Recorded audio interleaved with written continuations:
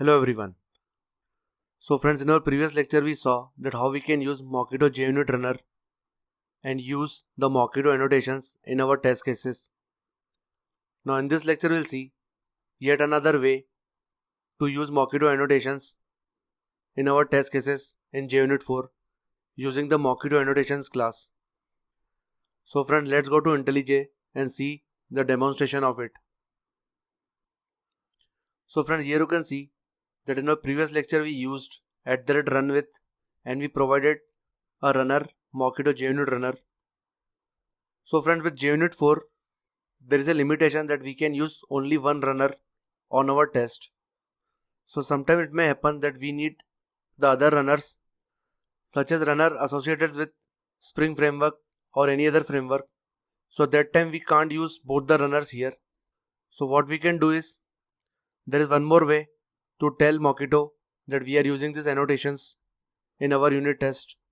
So here we'll simply remove @runwith, and here what we can do is, in JUnit 4 there is a lifecycle method @before. So this method runs before each test.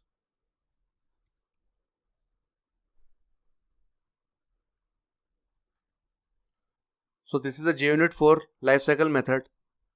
So inside this what we can do is, there is a class provided by Mockito which is Mockito annotations present in org.mockito.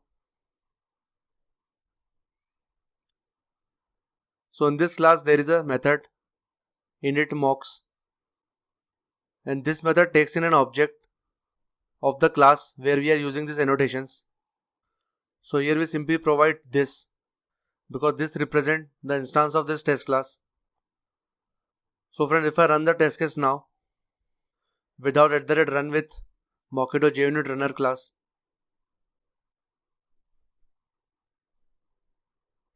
so here you can see the test case got executed successfully. So friends, this is one of the way to tell Mockito that this is our class under test using the @injectMocks annotation, and book repository is our mock dependency annotated with @mock. So friend, in this lecture we saw one more way to basically use Mockito annotations with JUnit 4. So friends, in our next lecture we'll see there is one more way to configure this stuff in JUnit 4. So I hope you like this video. Thanks, have a nice day.